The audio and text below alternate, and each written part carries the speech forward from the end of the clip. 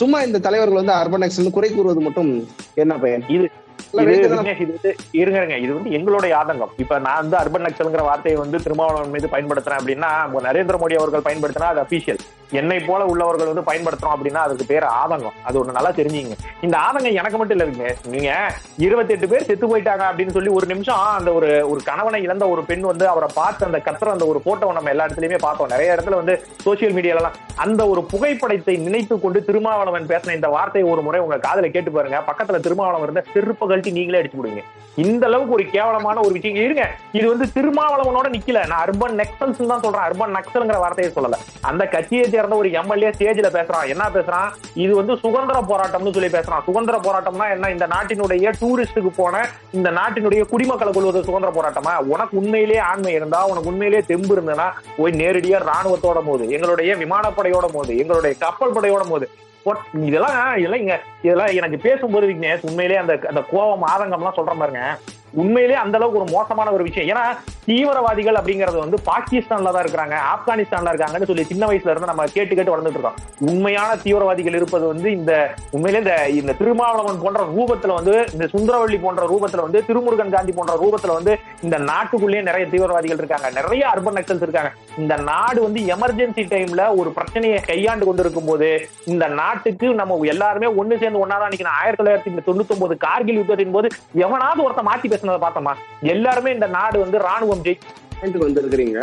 இந்த மாதிரி மாற்றி பேசுபவர்கள் மீது ஏன் நடவடிக்கை எடுக்க முனையிலேயே அவங்க கிள்ளி இருந்தீங்கன்னா இந்த மாதிரி இது வளர்ந்து வர இது அதுதான் விஷயமே.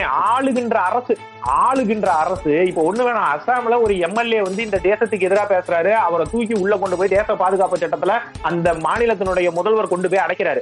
இங்க இருக்கக்கூடிய முதல்வர் எடுக்க வேண்டிய ஒரு விஷயங்க அது. இந்த நாடு வந்து இவர் சொல்றாருல, முதலமைச்சர் வந்து முதல் நாளே சொன்னார், மோடி எந்த விதமான ஆக்ஷன் எடுத்தாலும் அதற்கு வந்து தமிழகம் வந்து உறுதுணையாக நிக்கும்னு சொல்றாருல. அந்த உறுதுணைங்கிற வார்த்தைக்கு என்ன தெரியுமா? இங்க இருக்கிற மக்களினுடைய ஒற்றுமையை திரு முதலமைச்சர் மு க ஸ்டாலின் அவர்கள் வந்து ஒருங்கிணைச்சு நரேந்திர மோடி அவர்கள் கிட்ட கொடுக்கணும். எனக்கெல்லாம் நான் சின்ன பையங்க, 1999 போர் நடந்துட்டு இருக்கும்போது நான் சின்ன பையன். நான் வந்து அந்த புக்கு மாதிரி எடுத்துட்டு போய் எல்லாத்தையும் பணம் வாங்குவோம். நமக்கு நல்லா ஞாபகம் இருந்திருக்கும். நிறைய பேர் போய் 2 ரூபாய் கொடுங்க, 5 ரூபாய் கொடுங்க, ராணுவ வீரர்களுக்கு உதவி செய்வதற்காக வச்சிருக்கிற பணம். இன்னைக்கு நமக்கு அந்த வேலை எல்லாம் இல்ல.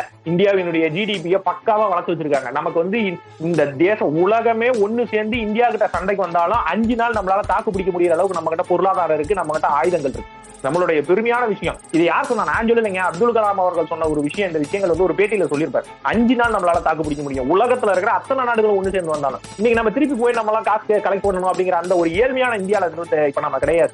இன்னைக்கு பாரத தேசத்துக்கு நம்மளால கொடுக்க முடிஞ்சது என்ன தெரியுமா? ஒற்றுமையும் பிரார்த்தனையும் மட்டும் தான் நம்மளால தர முடியும். அந்த கூட உங்களால தர முடியல அப்படின்னா நீங்களா என்னங்க ஒரு இந்தியர்? நீங்களா என்னங்க ஒரு இந்த நாட்டுக்கு ஒரு குடிமகன்? நான் வரி கட்டுறேன், எனக்கு பணம் வரல, நான் 1 ரூபா கட்டுறேன், எனக்கு திருப்பி 29 காசு தான் வருது, போய் சொல்லிட்டு ஊர் பூரா தெரியுறீங்களா? நீங்க அதெல்லாம் கூட சொல்லிக்கீங்க, எனக்கு வேணாம் சொல்ல. ஆனா இந்த நாட்டுக்கு ஒரு பாதுகாப்பு அப்படிங்கிற ஒரு விஷயம் வரும்போது அந்த பாதுகாப்புக்கு கூட உங்களால துணி நிக்க முடியாத அளவுக்கு அன்னைக்கு நீங்க விட்டுருங்க, பிரதமர்னு விட்டுருங்க, ஜனாதிபதினு விட்டுருங்க, ஒரே இலக்கு பாகிஸ்தான். நம்மளோட எதிரி நாட்டை சேர்ந்தவன் 29 பேரை ஒருத்தன் துடிக்க கொண்டுட்டு போயிருக்கான். அவனை நீ என்ன பண்ணணும்? அவனை நீ எதிர்த்து நின்று உன்னால சண்டை போட முடியல அப்படின்னா நீ எல்லாம் குடிமகன் விடுங்க. நீ எல்லாம் என்னையா மனுஷன்? இதெல்லாம் நாங்க கேட்க வேண்டியது.